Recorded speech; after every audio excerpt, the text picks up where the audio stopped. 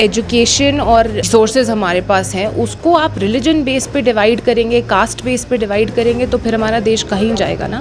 आपको एक स्टूडेंट को मेरिट बेस्ड सिलेक्ट करना है, आप उनको उनके रिलीजन पे बेस सिलेक्ट नहीं कर सकते। आप पहले तो गवर्नमेंट एड वापस कीजिए, आप गवर्नमेंट एड लेना बंद कीजिए। जो लैंड आपने मुफ्त में गवर्नमेंट से एक्वायर करी, उस वक्त मांगी यूनिवर्सिटी के लिए, उस लैंड को पे ऑफ कीजिए। जी हर्डल्स आ रही हैं, उसमें कोई दो राय नहीं है। उन हर्डल्स को हम पार करके आगे बढ़ रहे हैं, इसमें भी कोई दो राय नहीं है। जी देखिए, बिफ़ोर बीइंग अ हिंदू मुझे लगता है इस देश का जो आईन है वही हमें इस चीज़ की इजाज़त नहीं देता। एजुकेशन और जो ये सब चीज़ें हैं, जो रिसोर्सेज हमारे पास हैं, उसको आप रिलीजन बेस पे डिवाइड करेंगे, कास्ट बेस पे डिवाइड करेंगे तो फिर हमारा देश कहीं जाएगा ना। और सबसे बड़ी बात ये है कि हमारा कॉन्स्टिट्यूशन, यूनिवर्सिटी की खुद की पॉलिसी, ये सब इस चीज़ की इजाज़त नहीं देते। आपको एक स्टूडेंट को मेरिट बेस्ड सिलेक्ट करना है, आप उनको उनके रिलीजन पे बेस सिलेक्ट नहीं कर सकते।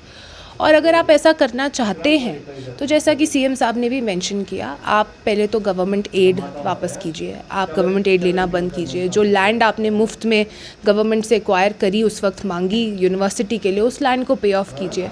फिर अपनी यूनिवर्सिटी की पॉलिसी बदलिए, उसके बाद हमें कोई दिक्कत नहीं, आपको जो ठीक लगे उसके बाद आप कीजिए, बट उससे पहले आप हमारे स्टूडेंट्स का हक नहीं खा सकते। लेकिन जो ये हिंदू ऑर्गेनाइजेशंस या हिंदू के बड़े बड़े नेता जो हैं वो इस तरह की डिमांड करें, do you think are they on wrong track? Absolutely, how are they not on a wrong track? आप किसी को उनके हक से हटा रहे हैं, उनको उनका हक नहीं लेने दे रहे हैं जस्ट बिकॉज वो आपके रिलीजन से नहीं है, तो उसमें तो सवाल ही नहीं उठता कि आप सही हैं या गलत। आप बिल्कुल गलत हैं।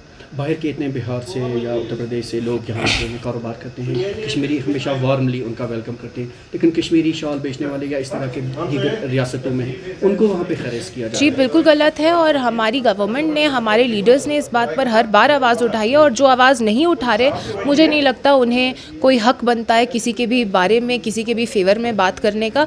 क्योंकि अगर आप एज अ होल एक सोसाइटी को नहीं देख रहे हैं तो आप में और आपकी नज़र में ख़राबी है, उसे पहले सुधारा जाए और फिर लोगों को बताया जाए कि उन्हें क्या करना चाहिए। रिजर्वेशन पे आज कैबिनेट का डिसीजन हुआ है। उमर अब्दुल्ला ने कहा कि वो हमने एलजी के पास भेजा, जब तक ना अप्रूवल आया हम उस पर कुछ बात नहीं कर सकते। लेकिन at the same time opposition के कुछ लीडर, जिसमें आपके एमपी भी हैं, उन्हें कहा कि इस बार अगर मसला हल नहीं हुआ तो हम एक मास एजिटेशन करेंगे।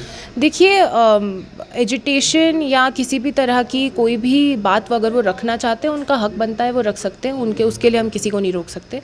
रहा सवाल रिजर्वेशन के इशू का, रिजर्वेशन पे आज बात हुई है, सब कुछ फाइनलाइज हुआ है। एलजी साहब के पास जो भी डॉक्यूमेंट्स जाने थे वो गए हैं। अब उस पर क्या फ़ैसला बनता है वो तो हम देखेंगे। वो तो उस बारे में मेरा कुछ भी बोलना इस वक्त बनता नहीं है, क्योंकि इस पर कैबिनेट और सीएम साहब बात करें वो ज़्यादा बेहतर होगा। तो मैम, नेशनल कॉन्फ्रेंस को भी लोग तनकीद का निशाना बना रहे हैं कि जो वादे इन्होंने मैनिफेस्टो में किए अभी तक फुलफिल नहीं हो रहे हैं। मुर्तज़ा का कहना है कि हर्डल्स आ रही हैं एलजी इंतज़ामिया की तरफ से। So how you will tackle all these issues? जी हर्डल्स आ रही हैं, उसमें कोई दो राय नहीं है।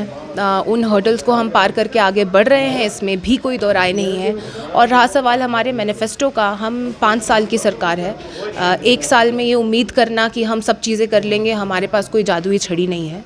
हम अपने हिसाब से लोगों के लिए जितना कर पा रहे हैं कर रहे हैं, और कोशिश कर रहे हैं कि इससे ज़्यादा चीज़ें भी हों। और 5 साल के एंड में जब हम दोबारा लोगों के पास जाएंगे तो इंशाल्लाह सारी चीज़ें पूरी हो चुकी होंगी। और ये मैं ही नहीं, ये हमारी लीडरशिप भी कहती है। अगर कहीं जो है लोगों को, मतलब आप मैसेज नहीं दे रहे कि सब्र से काम लिया जाए। और लोगों को मैं ये भी कहना चाहूँगी कि आप थोड़ा सब्र रखें। ये वक्त थोड़ा मुश्किल है, बट इससे भी हम निकल जाएंगे।